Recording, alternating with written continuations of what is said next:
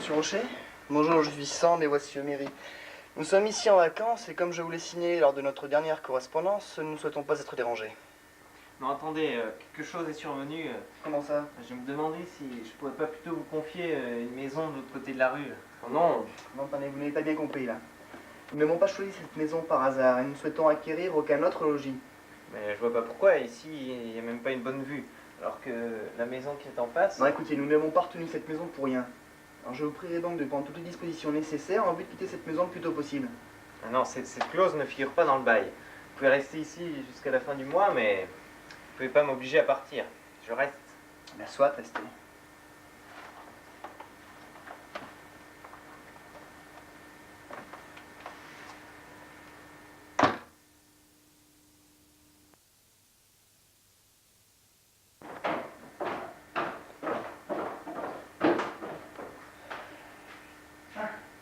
Tiens, bonjour, vous n'aurez pas un programme cinéma par hasard?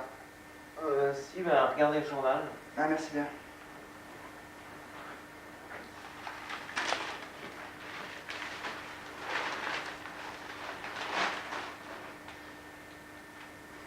Regarde, c'était son deuxième film. Oula, mais il va falloir se dépêcher pour cette séance-là. Allez, vite, on y va.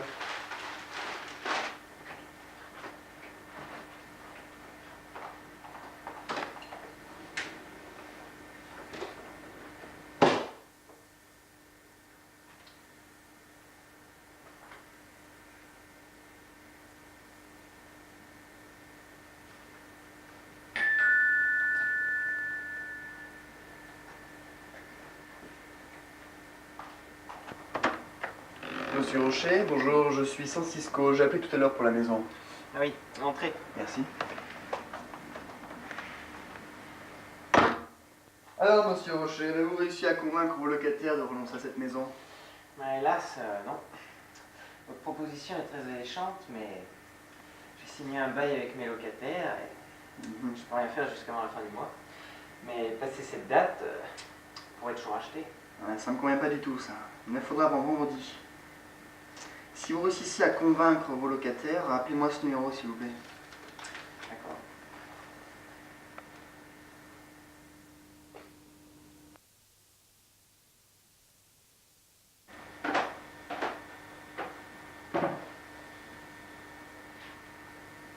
Ne voulez-vous pas entrer?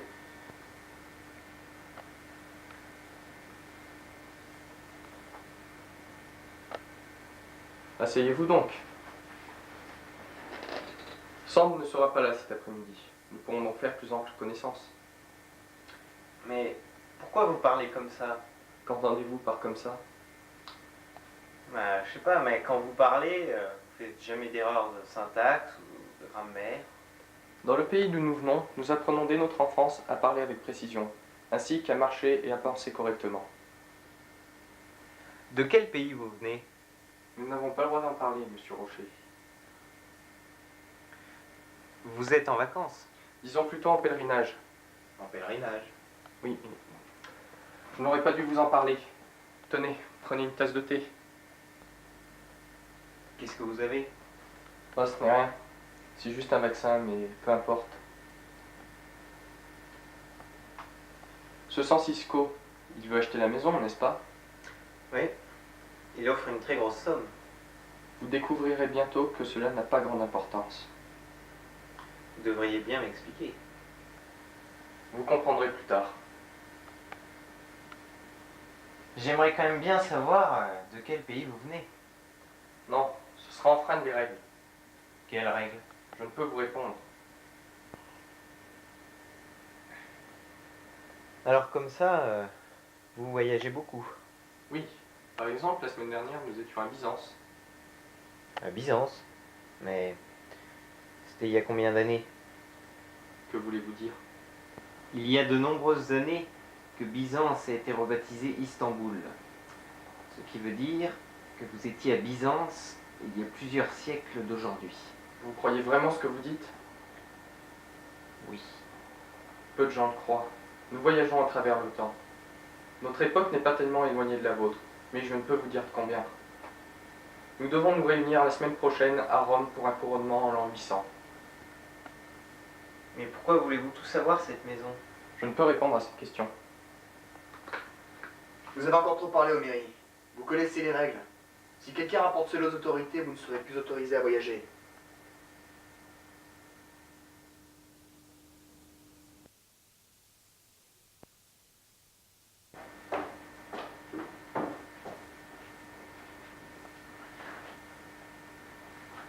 Bon. Faut en se tenir quoi à 22 heures précises.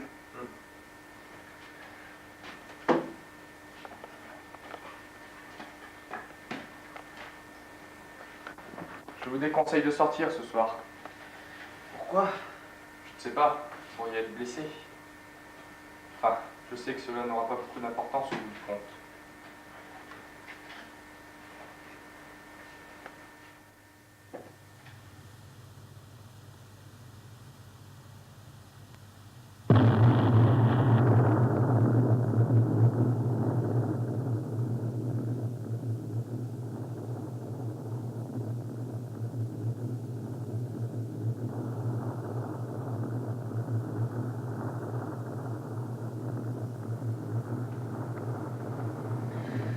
Qu'est-ce qui s'est passé? C'était un météore. Mais rassurez-vous, cette maison n'a jamais été atteinte. Nous sommes parfaitement en sécurité ici. Vous saviez qu'un météore allait s'écraser? Mais alors vous auriez pu nous prévenir? Calmez-vous. Buvez ça.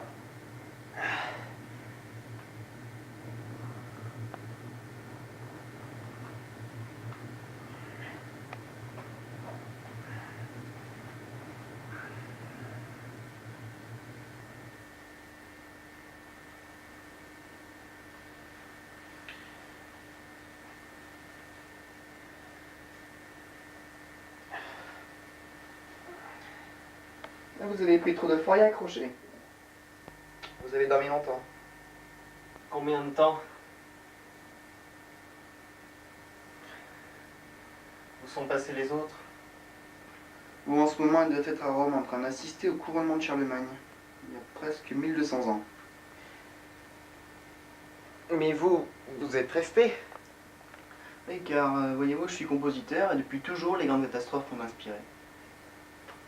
Vous aviez besoin du météore comme source d'inspiration.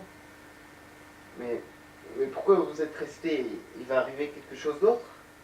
Non, le pire est maintenant passé. En fait, je savais depuis le départ que cette maison serait épargnée. Enfin, tout au moins pour l'incendie. Mais les autres sont surtout venus pour assister au spectacle. Et moi, ce qui m'intéresse, c'est avant tout de voir les conséquences de ces catastrophes sur l'environnement et les gens. Oméry aussi avait cette cicatrice. Les autres aussi. Oui, c'est exact. Il s'agit en fait d'une vaccination qui a été pratiquée dans le but de ne pas importer la maladie dans notre monde-temps. La maladie? Oui, le nom n'aura aucune signification pour vous. Mais si vous pouvez vacciner contre la maladie, puisque vous pouvez voyager dans le temps, vous pourriez changer l'histoire. Oméry m'a dit que vous ne deviez pas intervenir, mais vous pourriez changer l'histoire. Oui, ce serait possible, mais c'est extrêmement difficile.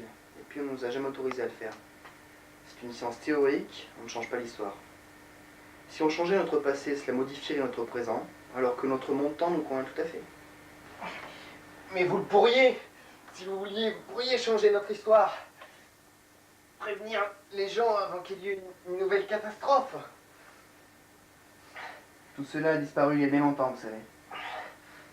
Mais pas maintenant. Pas ça. Ceci également.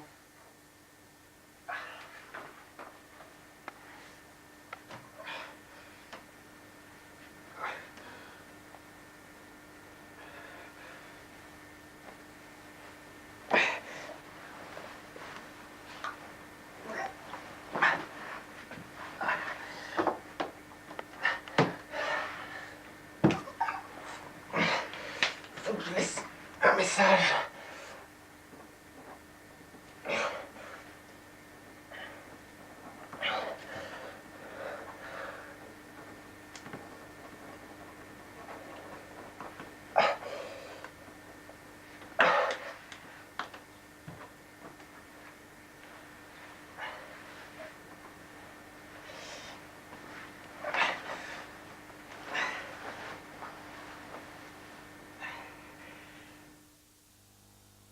La maison fut dynamitée 6 jours après, dans une des vaines tentatives pour arrêter la marche implacable de la maladie, la mort bleue.